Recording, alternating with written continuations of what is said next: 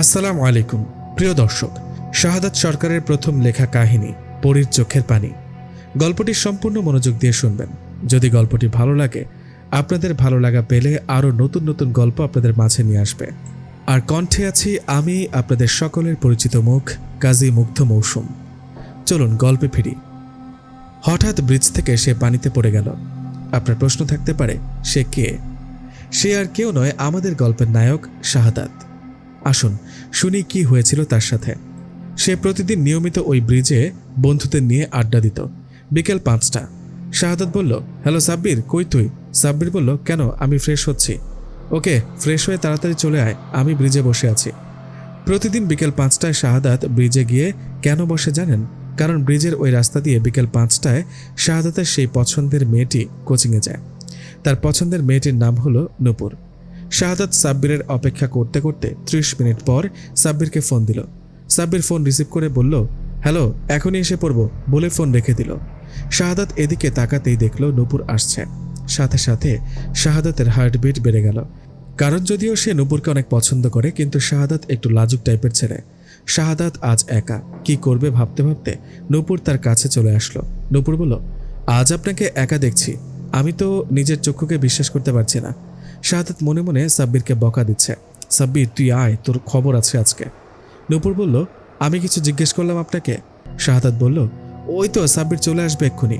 আচ্ছা, আপনি প্রতিদিন এই সময় এখানে বসে থাকেন কেন, জানতে পারি? শাহাদাত মাথা নিচু করে বলল, তার কারণ আপনি। আমি মানে? আপনি, কারণ আমি আপনাকে অনেক পছন্দ করি।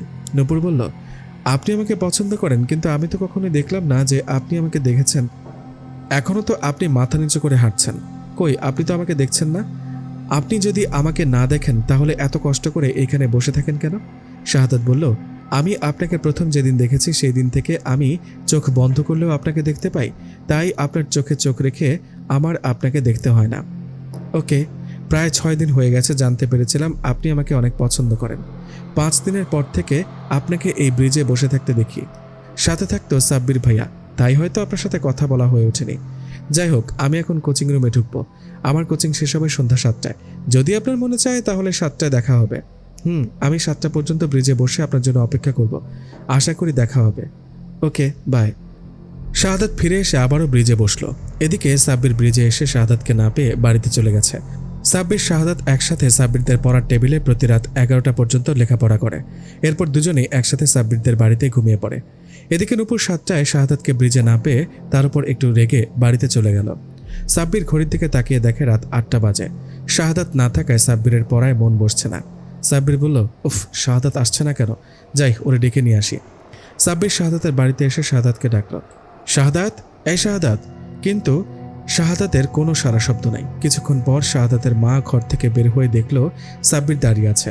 শাহাদাতের মা বলল, সাব্বির বাবা, কি হয়েছে? শাহাদাত তো বিকেলে বাড়ি থেকে বের হয়েছে, এখনো আসে নাই। শাহাদাত তোমার কাছে যায় নাই? না চাচি, তবে বিকেলে আমাকে ফোন করেছিল ব্রিজে যাওয়ার জন্য। আমি গিয়ে দেখি ব্রিজে নেই, ফিরে বাড়িতে চলে আসছিলাম। এখনো পড়তে গেল না, তাই ডাকতে আসলাম। আচ্ছা বাবা, তুমি যাও, শাহাদাত আসলে আমি তোমার কথা বলবো। আচ্ছা চাচি, আমি গেলাম। ও আসলে তাড়াতাড়ি যেতে বলবেন। ঠিক আছে বাবা, বলবো। 1 ঘন্টা পর শাহাদাতের বাবা বাড়িতে আসলো। শাহাদাতের মা শাহাদাতের বাবাকে বলল, শাহাদাত কই গেছে, এখনো যে আসলো না? শাহাদাতের বাবা বলল, এখন রাত 9টা বাজে, খেতে আসে নাই? না, কিছুক্ষণ আগে সাব্বির আসছিল, বলল শাহাদাতকে তাড়াতাড়ি যেতে। শাহাদাতের বাবা বলল, তার মানে ও এখনো পড়তেও যায় নাই? এত রাত পর্যন্ত শাহাদাত তো বাইরে থাকে না। তুমি সাব্বিরের কাছে গিয়ে দেখো ও আসছে কিনা, থাকলে খেতে নিয়ে আসো। শাহাদাতের বাবা সাব্বিরের কাছে আসলো। সাব্বিরকে বলল, শাহাদাত এখনো আসে নাই? না চাচা, এখনো আসে নাই। ও কই যেতে পারে তুমি কি জানো? না চাচা, আমার তো কিছুই মাথায় আসছে না।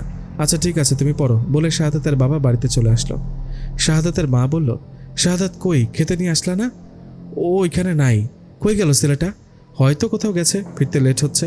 এদিকে সাব্বির তাদের কিছু ফ্রেন্ডকে কল দিল, খোঁজ খবর নিয়ে দেখলো, কিন্তু কেউ শাহাদাতের কথা বলতে পারল না। 2 ঘন্টা পর শাহাদাতের বাবা মা আবার সাব্বিরের কাছে আসলো। এসে দেখলো এখনো এখানে আসে নাই। শাহাদাতের মা বলল, সাব্বির বাবা, তুমি তোমাদের বন্ধুদেরকে একটু ফোন করে দেখো না, কারোর সাথে আছে কিনা। চাচি, আমি ফোন করে দেখেছি, কেউ ওর কথা বলতে পারে না। এখন রাত 11টা বাজে, এত রাত পর্যন্ত শাহাদাত কখনো বাইরে থাকে না। আজ কোথায় গেল যে তোমাকেও বলে যায় নাই? চাচা, বিকেলে শুধু ফোন করে ব্রিজে যেতে বলেছিল, বলল, আমি ব্রিজে বসে আছি, তুই তাড়াতাড়ি চলে আয়। পরে যাইতে আমার একটু লেট হয়ে গিয়েছিল, গিয়ে দেখা হয়নি। গল্পটি ধৈর্য ধরে শুনতে থাকুন, জিন পরীর রহস্য চলে আসছে। শাহাদাতের মা বাবা এরপর বাড়িতে চলে আসলো। সারা রাত না ঘুমিয়ে শাহাদাত আসার অপেক্ষা করলো ওর বাবা মা, কিন্তু রাতে শাহাদাত আর বাড়িতে ফিরল না। সকালবেলা থেকেই শুরু হলো শাহাদাতকে খোঁচাখুচি। বাবা যেমন তেমন, শাহাদাতের মা তার একমাত্র ছেলেকে এক রাত না দেখে প্রায় পাগল প্রায়। এভাবে 3 দিন কেটে গেল। এর মধ্যে নূপুর জেনে গেছে শাহাদাতকে সে রাত থেকেই খুঁজে পাওয়া যাচ্ছে না। শাহাদাতের বাবা একমাত্র সন্তানকে খুঁজে খুঁজে প্রায় অসহায় হয়ে পড়েছে। কোথাও খোঁজ খবর মিলছে না। থানায় জিডি করা হয়েছে। আর তার মায়ের কথা কি বলবো, গলাকাটা মুরগির মতো একমাত্র সন্তানকে কাছে পাওয়ার জন্য অপেক্ষা করছে। অবশেষে 3 দিন পর পুলিশ শাহাদাতের বাড়িতে আসলো কিছু তথ্য বের করার জন্য। পুলিশ শাহাদাতের বাবা মায়ের কাছে সবকিছু শুনল, কিন্তু সাব্বিরের কথা বলাতে পুলিশ সাব্বিরের সাথে কথা বলতে চাইল। পুলিশ বলল, আমরা কি একটু সাব্বিরের সাথে কথা বলতে পারি? শাহাদাতের বাবা বলল, হ্যাঁ চলুন। এরপর পুলিশ ও শাহাদাতের বাবা সহ সাব্বিরদের বাড়িতে চলে গেল। সাব্বিরের কাছ থেকে সবকিছু শুনল। পুলিশ বলল, সাব্বির, ওই ব্রিজে কি শুধু তুমি আর শাহাদাতে যেতে, নাকি তোমাদের সাথে অন্য কোনো ছেলেও যেত? না স্যার, আমরা দুজনেই বেশিরভাগ যেতাম। দেখো, আমরা তোমার সম্পর্কে ভালো কিছু জানি, তোমাকে আমরা কোনোভাবে সন্দেহ করি না, কিন্তু তুমি আমাদেরকে একটু হেল্প করো যাতে আমরা সহজেই শাহাদাতকে খুঁজে বের করতে পারি। আচ্ছা, তোমরা ওই যে ব্রিজে নিয়মিত যেতে, এতে কি কোনো বিশেষ কারণ ছিল? না স্যার, বিশেষ তেমন কোনো কারণ নাই। ব্রিজে যেতাম শুধু একটু ঠান্ডা বাতাস গায়ে লাগানোর জন্য। পুলিশ বলল, নির্ভয়ে বলো, আর কোনো কারণ আছে কিনা? হ্যাঁ, শাহাদাত একটি মেয়েকে পছন্দ করে। সে প্রতিদিন বিকেলে ওই দিক দিয়ে কোচিংয়ে যায়, তাকে দেখার জন্য যেত। মেয়েটির সাথে একটু কথা বলতে পারবে? হ্যাঁ চলুন। এখানে একটা কথা বলে রাখি, সাব্বির, শাহাদাত ও নূপুর এরা সবাই একে অপরের খুব কাছের মানুষ, তাই এরা সবাই নিজেদের যে কোনো ব্যাপারে নির্ভয়ে এগিয়ে আসে। শাহাদাতের বাবা, সাব্বিরের বাবা, সাব্বির ও পুলিশ সবাই নূপুরদের বাড়িতে চলে গেল। শাহাদাত নিখোঁজ তা নূপুরের বাবা মা তারাও জানে। নূপুরের বাবা সবাইকে দেখে সবার জন্য বসার ব্যবস্থা করলো। পুলিশ নূপুরকে জিজ্ঞেস করলো, সেই দিন শাহাদাতের সাথে কি তোমার দেখা হয়েছিল? নূপুর বলল, হ্যাঁ দেখা হয়েছিল। বেশ কিছু দূর আমরা একসাথে হেঁটে হেঁটে কোথাও বসেছিলাম। কোচিং রুমের কাছে যেতেই আমি ওনাকে বলেছিলাম, আপনি এখন চলে যান, আমার 7টায় কোচিং শেষ হবে, যদি ব্রিজে থাকেন তাহলে আবার দেখা হবে। উনি আমাকে বলেছিল, ঠিক আছে, আমি 7টা পর্যন্ত বসে থাকবো, কিন্তু আমি কোচিং শেষে গিয়ে ওনাকে দেখি নাই। এইসব শুনে পুলিশ বলল, ঠিক আছে, আমাদের প্রয়োজনে আমরা তোমাদের সাথে আবারও কথা বলবো। বলে সেখান থেকে পুলিশ চলে গেল। হালকা কিছু কথা বলে ওনারা সবাই সবার বাড়িতে চলে আসে। সন্ধ্যা থেকে বৃষ্টি হচ্ছে। রাতে শাহাদাতের মা বাবা নামাজ পড়ে শাহাদাতকে ফিরে পাওয়ার জন্য মোনাজাতে আল্লাহর কাছে অনেক কাঁদছে। একমাত্র সন্তানকে খুঁজে না পেয়ে বাবা মা আল্লাহর কাছে কাঁদতে কাঁদতে তাদের বুক ভিজিয়ে ফেলেছে। বোঝাচ্ছে যে বাবা মায়ের কাছ থেকে সন্তান হারালে বাবা মা কতটা অসহায় হয়ে পড়ে। এমন মনে হচ্ছে যে কার আগে কে কেঁদে কেঁদে আল্লাহকে খুশি করতে পারে, কারণ তাদের বিশ্বাস এই পৃথিবীর কেউ না জানুক, আমার আল্লাহ তো আমার সন্তানের খবর জানে। তাই রাত হলেই আল্লাহর কাছে তাদের কান্নাকাটির প্রতিযোগিতা চলে। এদিকে নূপুর তার মনে পুষে রাখা ওই দিনের রাগ অভিমান মুছে এখন নীরবে চোখের পানি ছড়ায়, কারণ অবুঝ মনের অনুভূতি বোঝার মানুষটি এখন নিখোঁজ। শাহাদাতের বাবা মা মোনাজাত শেষে তাহাজ্জুদ নামাজ পড়তে পড়তে ফজরের আজানের সময় হয়ে গেছে। আজানের ঠিক 2 থেকে 4 মিনিট বাকি আছে। সে সময় বাহিরে ওপর থেকে কিছু একটা পড়ার শব্দ পেল। শব্দ শুনে শাহাদাতের মা বাহিরে এসে দেখে শাহাদাত পড়ে আছে। অনেক বৃষ্টির মাঝেও মনে হচ্ছে সে ভেজেনি। শাহাদাতকে এমন অবস্থায় দেখে তার মা চিৎকার দিয়ে শাহাদাতকে জড়িয়ে ধরল। শাহাদাতের বাবা চিৎকার শুনে সে দ্রুত বাহিরে আসলো। বাবা মা দুজনেই শাহাদাতকে ধরে ঘরের ভেতরে নিল। সে সময় শাহাদাত জ্ঞানহারা হয়ে পড়েছিল। শাহাদাতকে ঘরে নিয়ে বাবা মা আল্লাহর কাছে শুকরিয়া আদায়ের জন্য 2 রাকাত নামাজ আদায় করল। সকাল হতে এলাকার সবাই শাহাদাতকে দেখার জন্য চলে আসলো। সে সময় শাহাদাতের মা সবার দিকে তাকিয়ে দেখল সবার চোখে মুখে আনন্দের হাসি, কিন্তু দরজায় দাঁড়িয়ে একজন অঝরে চোখের পানি ছড়াচ্ছে। খুব ভালো করে তা খেয়াল করলো শাহাদাতের মা। শাহাদাত অনেক দুর্বল, মনে হচ্ছে 3 থেকে 4 দিন ধরে না খেয়ে আছে সে, তাই তাকে কেউ কোনো কিছু জিজ্ঞেস করলো না। এদিকে শাহাদাতের মা সবার জন্য চা নাস্তার ব্যবস্থা করলো। চা নাস্তা খেয়ে সবাই সবার মতো চলে গেল। শাহাদাত সুস্থ হয়ে উঠলে জানতে আসবে কি হয়েছিল তার সাথে। সারা গ্রামের মানুষের প্রশ্ন একটাই, ভোরবেলা শাহাদাত এত বৃষ্টির মধ্যে না ভেজে কোথা থেকে আসলো সে?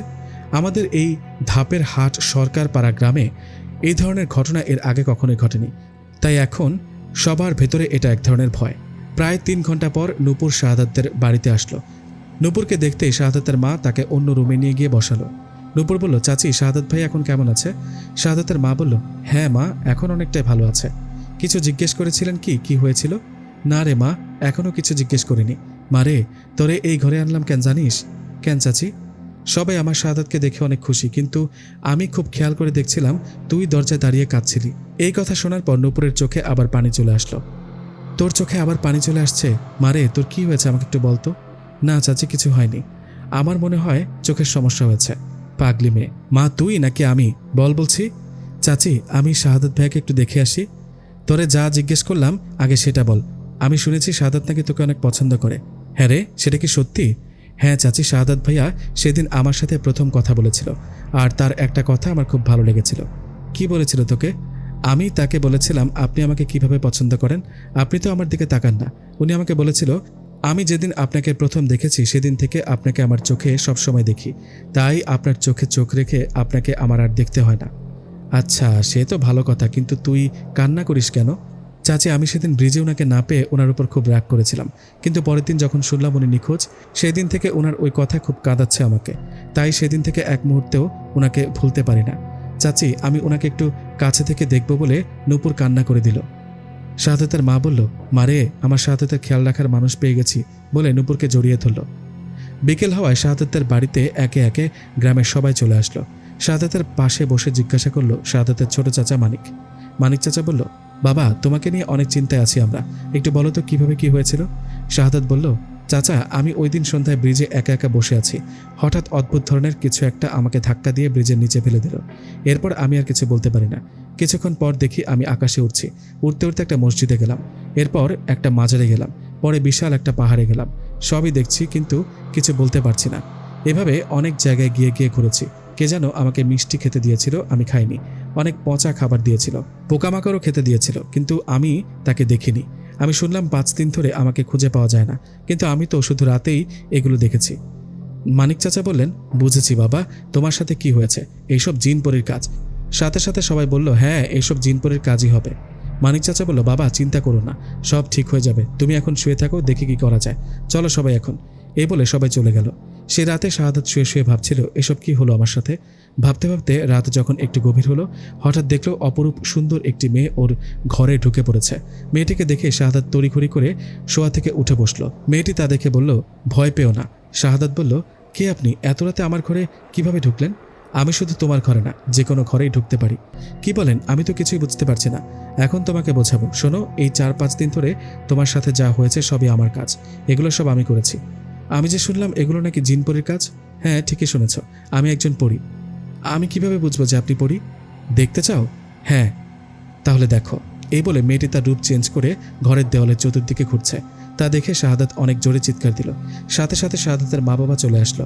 শাহাদাতও দরজা খুলে দিল। শাহাদাতের বাবা বলল, কি হয়েছে তোমার? চিৎকার দিলে কেন? বাবা, বাবা, ঘরে পরী ঢুকেছে। শাহাদাতের বাবা বলল, কি বলো? কোথায় পরী? শাহাদাতের মা বলল, আছে আছে, নিশ্চয়ই এই ঘরে পরী আছে। পরীটা আমার ছেলেটাকে ভালো থাকতে দিবে না। শাহাদাতের বাবা বলল, এখন তো অনেক রাত, কাল সকাল হলে ইমাম সাহেবের সাথে কথা বলে দেখব কি করা যায়। শাহাদাতের মা বলল, হ্যাঁ, কথা বলে দেখো। তুমি এখন ঘুমাও, যাও, আমি শাহাদাতের সাথে ঘুমাই।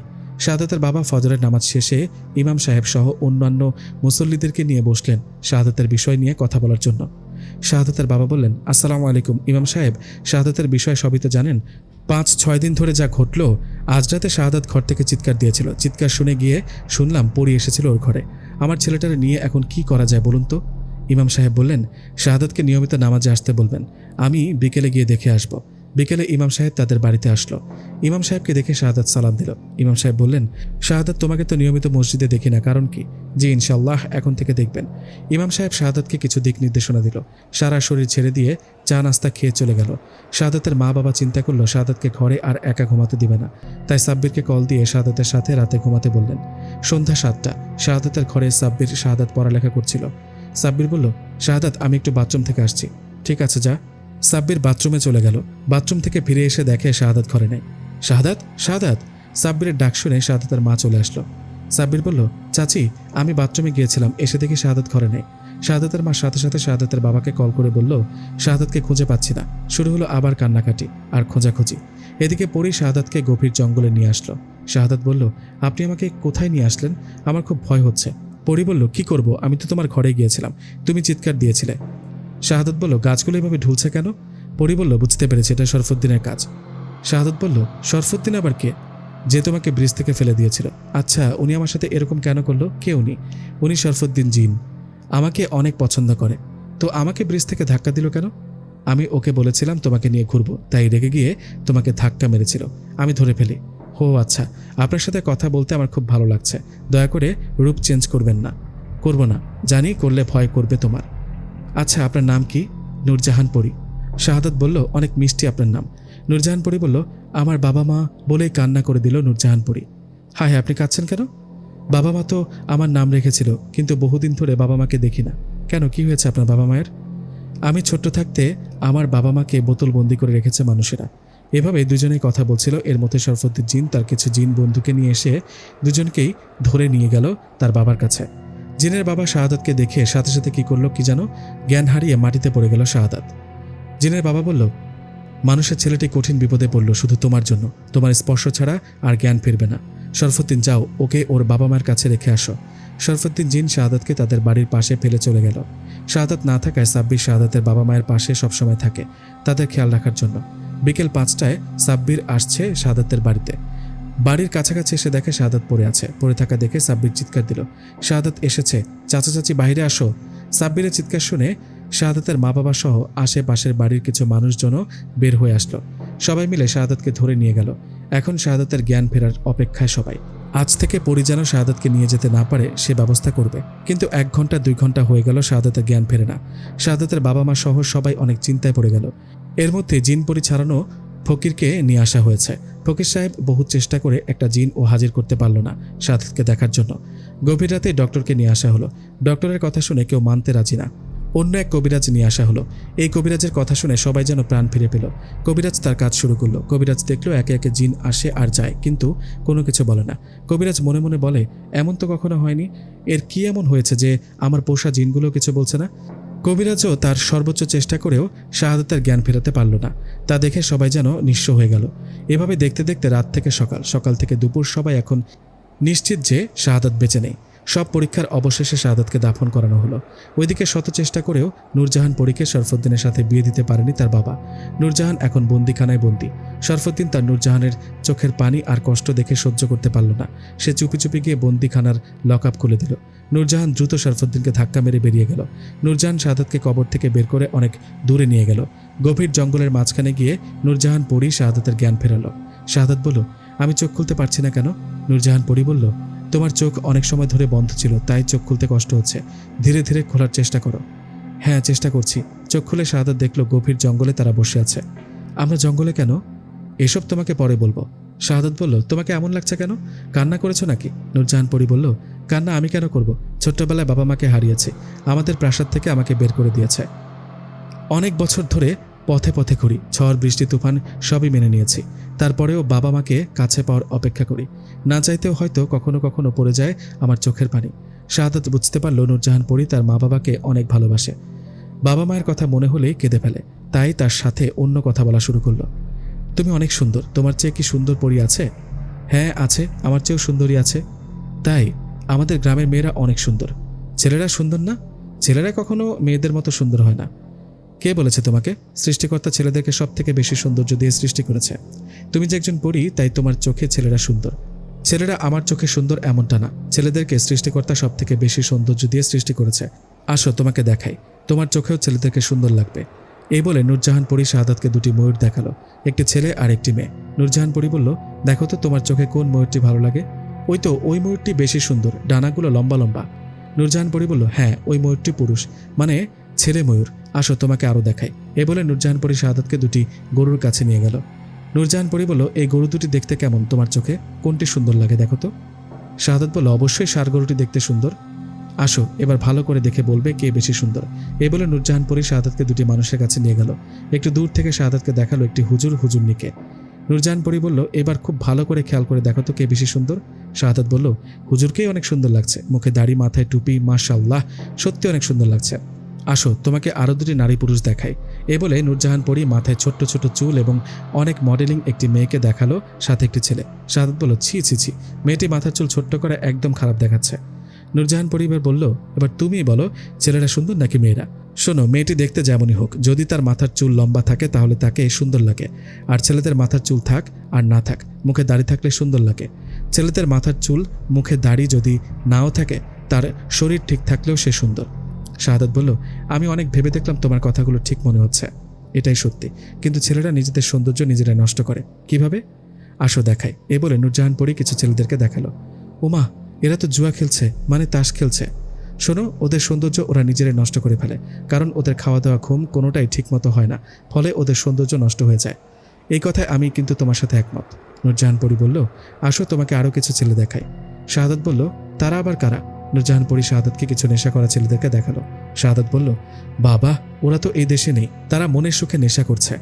ওরাও নিজেদের সৌন্দর্য নিজেরাই নষ্ট করে, এদেরও ঠিকমতো খাওয়া দাওয়া ঘুম হয় না, ফলে এদের সৌন্দর্য নষ্ট হয়ে যায়। একটি ছেলে বা মেয়ে সে যদি নিয়ম অনুযায়ী খাওয়া দাওয়া ঘুম না করে, সে শারীরিকভাবে সুস্থ না, তার সৌন্দর্য ঠিক থাকবে না, বুঝলে? শাহাদাত বলল, হ্যাঁ, মনে হচ্ছে তাই। তোমার কাছ থেকে অনেক কিছু শিখলাম। আচ্ছা, তোমার বাবা মা ছাড়া আর কেউ নাই? নূরজাহান পরী বলল, হ্যাঁ, আমার দাদা দাদি ছিল, কিন্তু আমি দেখি নাই। আমার বাবা একা, আমি বুঝ হবার পর বাবা মাকে হারিয়ে ফেলি। শাহাদাত বলল, তোমাকে অনেক ভালোবাসে শরফুদ্দিন জিন, তুমি তাকে বিয়ে করে ফেলতে পারো। নূরজাহান পরী বলল, শরফুদ্দিনকে আমার ভালো লাগে না। তাহলে যে জিনকে তোমার ভালো লাগে তাকে বিয়ে করে ফেলো, একটা জীবনসঙ্গী পেয়ে যাবে। নূরজাহান পরী বলল, হ্যাঁ, আমিও তাই ভাবছি। যাক বাবা, এবার মনে হয় জিন পরীর বিয়েটা দেখতে পারবো। চলো। কোথায়? বিয়ে করতে। চলো। তুমি তাহলে আগে থেকেই পছন্দ করে রেখেছো দেখি। পছন্দ ছাড়া কি বিয়ে করা যায় বলো? তোমার পছন্দের জিন, মানে যাকে বিয়ে করবে, সে মনে হয় শরফুদ্দিন জিনের চেয়ে অনেক সুন্দর, তাই না? না, আমি কোনো জিনকে বিয়ে করছি না। তাহলে? সে একটা মানুষ, মানে তোমাকে বিয়ে করব। কি বলো? তোমাকে ভালো মনে হয় তাই তোমার সাথে ঘুরছি, তাই বলে বিয়ে? অসম্ভব, আমি নূপুরকে পছন্দ করি, তাকে বিয়ে করব। চলো। না। পরী আবারও বলল, চলো। শাহাদাত বলল, না। এবার নূরজাহান পরী রেগে গিয়ে গর্জন করে ভয়ঙ্কর ধরনের রূপ চেঞ্জ করে বলল, চলো। শাহাদাত তা দেখে ভয়ে কান্না করে দিল, কাঁপতে কাঁপতে নিচের দিকে তাকালো। নিচের দিকে তাকাতে খেয়াল করলো তার পরনে কোনো কাপড় নাই, লতা পাতা দিয়ে ঢাকা। নূরজাহান পরী বলল, যাবে কিনা বলো। শাহাদাত ভীষণ কান্নায় ভেঙে পড়ল এবং ভয়ে খুব কাঁপছে। শাহাদাতকে এই অবস্থায় দেখে নূরজাহান পরী হাসতে হাসতে তার আগের রূপে চলে আসলো। আমরা এই জন্যই মানুষের শরীরে আসর করি, কারণ আমি কবে হেসেছি নিজেই বলতে পারি না। আজ তোমাকে দেখে খুব হাসলাম। শাহাদাত বলল, আমি ভয়ে কাঁপছি আর তুমি হাসছো? হ্যাঁ, মানুষের এরকম ভয় পাওয়া দেখে আমাদের হাসি পায় এবং ভালো লাগে, তাই মানুষের উপর আসর করি। ও আচ্ছা, তাহলে মজা করার জন্য মানুষের উপর আসর করো? না, শুধু মজা করার জন্য আসর করি না, বেশিরভাগ সময় অন্যান্য কারণও থাকে। তাহলে কারণগুলো বলো শুনি। তাহলে শোনো, জিনেরা বেশিরভাগ মেয়েদের মাসিকের সময় আসর করে, যখন তারা নাপাকি অবস্থায় থাকে। কেননা মাসিকের সময় অনেক মেয়েরাই একা ঘরে থাকে, অন্ধকারে ঘুমায়, এমনকি মাসিকের কাপড় যেখানে সেখানে ফেলে রাখে, মাথায় কাপড় দেয় না, গাছতলা ঝাড় জঙ্গল দিয়ে চলাফেরা করে। এই জন্যই ওই সময় তাদের উপরে বেশি আসর করে। আবার অনেক মেয়েরাই আছে যারা বাথরুমে ঢোকার দোয়া পড়ে না। মেয়েদের উপর জিনের আসর করার প্রধান কারণ হচ্ছে এগুলা। তাই এগুলো ব্যাপারে সতর্ক থাকা প্রতিটি মেয়ের জন্য অত্যন্ত জরুরি। আর ছেলেদের ক্ষেত্রে বেশিরভাগ সময় দুষ্টু মেয়ে জিনেরা, মানে পরী, আসর করে তাদের নাপাকি অবস্থায়। প্রধান কারণগুলো তাদের শারীরিক নাপাকি। এগুলো বললাম না যেসব তারা সবসময় করে থাকে, যেমন যেখানে সেখানে প্রস্রাব করে, যা হাতের কাছে পায় তা দিয়েই ঢিলাগুলো ব্যবহার করে নেয়। আবার অনেকে ঢিলাগুলো ব্যবহারই করে না, কিন্তু হাদিসে বলা আছে 10টি জিনিস দ্বারা ইস্তেঞ্জা করা নিষেধ। বাহ, তুমি তো দেখি হাদিসও জানো। আচ্ছা, এই 10 জিনিস কি কি সেটা কি তুমি বলতে পারো? নূরজাহান পরী বলল, হ্যাঁ, কেন জানবো না, আমি একজন মাদ্রাসার ছাত্রী ছিলাম। শোনো তাহলে, যে 10টি জিনিস দ্বারা ইস্তেঞ্জা করা নিষেধ তা হলো হাড্ডি, কয়লা, কাগজ, কাঁচ, গাছের কাঁচা পাতা, খাদ্যদ্রব্য, শুকনা গোবর, জমজমের পানি, ডান হাত দ্বারা ব্যবহৃত ঢিলা দ্বিতীয়বার ব্যবহার করা যাবে না। শাহাদাত বলল, তোমার কাছে অনেক কিছু জানলাম, আরও জানবো। তার আগে বলো, আমাকে কেন ধরলা? আমি তো সেদিন পবিত্র ছিলাম, আমি বেশিরভাগ সময় পবিত্র থাকি। নূরজাহান পরী বলল, আমি অনেকদিন ধরে তোমাকে দেখি আর বেশিরভাগ সময় ওই ব্রিজে থাকি। শরফুদ্দিনের সাথে আমার কিছু কথা কাটাকাটি হওয়ার কারণে শরফুদ্দিন তোমাকে ধাক্কা দেয়, সেই সময় তোমাকে বাঁচাতে গিয়ে বাধ্য হয়ে ধরি। শাহাদাত বলল, বুঝলাম। এখন বলো, আমার পরনের কাপড় কোথায় গেল? আর আমার পরনে লতাপাতা কেন? লতাপাতা আমি পরিয়েছি, কিন্তু তোমার সাথে যা হয়েছে শুনলে কষ্ট পাবে, তারপরেও তোমার জানতে হবে। শাহাদাত বলল, জানি না আমার সাথে কী সব হচ্ছে, নিজের খেয়াল পর্যন্ত রাখতে পারছি না। কি হয়েছে আমার সাথে বলো তো শুনি। নূরজাহান পরী বলল, ওই দিন শরফুদ্দিনের বাবা তোমার উপর সর্বোচ্চ আসর করেছিল, সাথে সাথে তুমি জ্ঞান হারিয়ে ফেলো এবং তোমাকে তোমার বাবা মায়ের কাছে রেখে আসে। ফকির কবিরাজ দিয়ে জিন হাজির করে তোমার জ্ঞান ফেরানোর চেষ্টা করেছিল, কিন্তু পারেনি, কারণ ওইখানে আমার নাম ছিল। আমি ছাড়া তোমার জ্ঞান যেন কোনো জিন পরি ফেরাতে না পারে সেই ব্যবস্থা করেছিল। পরে অনেক চেষ্টা করেও যখন তোমার জ্ঞান ফেরাতে পারল না, তখন সবাই ভেবে নিয়েছে তুমি মরে গেছো, তাই তোমাকে কবর দিয়েছিল। শাহাদাত বলল, তোমার কথা শুনে আমি হাসবো না কাঁদবো কিছুই বুঝতে পারছি না। স্বপ্ন নাকি বাস্তব জানি না, যদি তাই হয় তাহলে তো আমার কবরে থাকার কথা, কিন্তু আমি তোমার কাছে কেন? নূরজাহান পরী বলল, শরফুদ্দিনের বাবা শরফুদ্দিনের সাথে আমার বিয়ে দেওয়ার জন্য অনেক চেষ্টা করেছে, কিন্তু পারেনি, তাই আমাকে কিছুদিনের জন্য বন্দিখানায় বন্দি করে রেখেছিল। আমি বন্দিখানায় তোমার কথা ভেবে অনেক কেঁদেছি। আমার কান্না দেখে শরফুদ্দিন বন্দিখানার লকআপ খুলে দিয়েছে, সাথে সাথে ওকে ধাক্কা মেরে গিয়ে তোমাকে কবর থেকে নিয়ে এসেছি। শাহাদাত বলল, আমার সাথে কী সব ভয়ানক ঘটনা ঘটে গেছে, কিন্তু আমি জানি না। তোমার কথা যদি সত্যি হয় তাহলে তো আমার মা বাবা আমার জন্য কাঁদতে কাঁদতে পাগল হয়ে গেছে। প্লিজ দয়া করে তুমি আমাকে আমার মা বাবার কাছে নিয়ে চলো। নূরজাহান পরী বলল, হ্যাঁ যাব, তোমাকে পেলে তোমার মা বাবা অনেক খুশি হবে। এমন খুশি আমিও হতাম যদি আমার বাবা মাকে ফিরে পেতাম। নূরজাহান পরীর কথা শুনে শাহাদাত অনেক কান্নায় ভেঙে পড়ল। নূরজাহান পরী বলল, কান্না করো না, ফজরের আজানের আগে তোমাকে তোমার মা বাবার কাছে রেখে আসবো। এই বলে নূরজাহান পরী শাহাদাতকে তার বাড়ির কাছে নিয়ে আসলো। পরীর ডানা থেকে একটা পালক ছিঁড়ে শাহাদাতের হাতে দিল আর বলল, এটা তোমার হাতে রাখলে তুমি আমাকে দেখতে পারবে, কিন্তু সাবধান, এই পালক যেন কেউ না দেখে। ঠিক আছে, ভালো থাকো, তোমাকে অনেক ধন্যবাদ। সাথে সাথে পরী হাওয়ায় মিশে গেল। ফজরের নামাজের একটু আগে, অন্ধকারও না বেশি আলো না, সেই সময় শাহাদাত ধীরে ধীরে তাদের বাড়ির দিকে হাঁটতে লাগলো। ওই সময় ফজরের নামাজ পড়ার জন্য একজন বয়স্ক মহিলা অজু করার জন্য উঠলেন। অজু করার সময় খেয়াল করে দেখলো লতাপাতা পরনের কেউ একজন তার দিকে আসছে। এই দেখে মহিলাটির গায়ের লোম খাড়া হয়ে গেল, সাথে সাথে চিৎকার দিয়ে জ্ঞান হারিয়ে ফেলল। মহিলাটির চিৎকার শুনে আশেপাশে কিছু মানুষ তাদের বাড়িতে ছুটে আসলো এবং তারাও কাছ থেকে শাহাদাতকে দেখে চিৎকার দিয়ে ছোটাছুটি শুরু করলো। শাহাদাত ব্যাপারটা বুঝতে পারল, তাই কারোর সাথে কথা না বলে সোজাসুজি বাবা মায়ের ঘরের দরজায় গিয়ে ডাকতে লাগলো, বাবা, বাবা, মা, ও মা, মা দরজা খোলো, দেখো তোমাদের শাহাদাত ফিরে আসছে, মা, বাবা দরজা খোলো। শাহাদাতের বাবা মা তাহাজ্জুদ নামাজ পড়ে শাহাদাতের জন্য কাঁদতে কাঁদতে একসময় ঘুমিয়ে পড়ে। শাহাদাতকে হারিয়ে তারা এই কয়েকদিন ঘুমাতে পারেনি। এদিকে ভয় পাওয়া মানুষগুলো শাহাদাতকে আড়াল থেকে ভয়ে ভয়ে উঁকি দিয়ে দেখতে লাগলো। তা দেখে শাহাদাত কান্না করে দিল এবং সে ভাবল তাকে বোঝার একমাত্র মানুষ তার মা বাবা। শাহাদাত দরজায় আওয়াজ করতে করতে আবার ডাকতে লাগলো, মা, মা, ও মা, মাগো দরজা খোলো না, আমার যে তোমাদেরকে খুব দেখতে ইচ্ছে করছে, মা দরজা খোলো। এভাবে ডাকতে ডাকতে সকাল হয়ে গেল, কিন্তু বাবা মা আর দরজা খুলল না। শাহাদাত অনেকটা শুকিয়ে গেছে, চেহারাটা কালচে হয়ে গেছে, তার মধ্যে লতাপাতা পরনে, চিনার কোনো উপায় নেই। আর চিনেই বা কী হবে, শাহাদাত তো বেঁচে নেই, তাকে এক সপ্তাহ আগে কবর দিয়েছে। ব্যাপারটা গ্রামে দ্রুত ছড়িয়ে পড়ল, দেখার জন্য অনেক মানুষ চলে আসলো। সে সময় শাহাদাত নিরুপায় হয়ে দরজা ধরে দাঁড়িয়ে রয়েছিল। সাব্বির আড়াল থেকে দেখছে, নূপুরও চলে এসেছে, কেউ শাহাদাতের সাথে কথা বলছে না। বলবেই বা কিভাবে, তারা যে নিজ হাতে শাহাদাতকে কবর দিয়ে এসেছে। অবশেষে শাহাদাতের চাচা মানিক অনেক সাহস নিয়ে দূর থেকে শাহাদাতকে লাঠি দিয়ে গুতাতে লাগলো। শাহাদাত পেছন ফিরেই চোখের পানি ছেড়ে দিল আর বলতে লাগলো, চাচা আমি শাহাদাত, আমি শাহাদাত, ধরে দেখো। শাহাদাতের এই কথা শুনে মানিকের শরীর শিউরে উঠল। একজন আরেকজনের দিকে তাকিয়ে বলতে লাগলো, কি হচ্ছে এসব?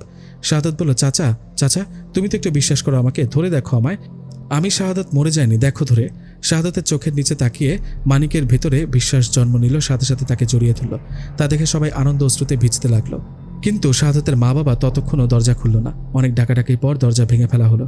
দরজা খুলে দেখলো তারা ঘরের মেঝেতে পড়ে আছে, চলে গেছে না ফেরার দেশে। শাহাদাত চিৎকার দিয়ে বাবা মাকে জড়িয়ে ধরল। 10 দিন পর শাহাদাত স্বাভাবিক জীবনে ফিরে এলো। ওই দিন রাতে নূরজাহান পরী আবার শাহাদাতের কাছে আসলো। শাহাদাত বলল, তুমি আমার কাছে আর আসবে না, তোমার কারণে আমার বাবা মাকে হারিয়েছি। নূরজাহান পরী বলল, তোমার বাবা মা তোমার ডাক শুনেই মরে গেছে। তুমি যখন তোমার বাবা মাকে ডাকছো তখন তারা অবাক হয়ে দুজনে দরজা খোলার জন্য উঠেছিল, কিন্তু ছেলে আমাদের বেঁচে নেই ভেবে দুজনে স্ট্রোক করে মারা গেছে। দুজনের মধ্যে কথা হচ্ছে, পাশ থেকে সাব্বির তা শুনছে। সকাল হতে সাব্বির মানিক চাচার কাছে সব বলল। মানিক চাচা বলল, কত কিছু হয়ে গেল শাহাদাতের জীবনে শুধু এই পরীর জন্য, এখনও এই পরী আসে বলে ক্ষিপ্ত হয়ে চলে গেল মানিক চাচা। নূরজাহান পরী তার পরের দিন রাতে নূপুরের ঘরে প্রবেশ করল। নূপুর যেন ভয় না পায় সেভাবেই তার সাথে দেখা দিল। নূপুর নূরজাহান পরীকে দেখে অবাক হয়ে তাকিয়ে রইল। নূরজাহান পরী বলল, চিন্তা করো না, আমি তোমার কোনো ক্ষতি করব না। নূপুর কিছু বলার আগে নূরজাহান পরী তাকে আবার বলল, আমার সব কথা শেষ করতে দাও, তারপর তোমার কথা শুনবো।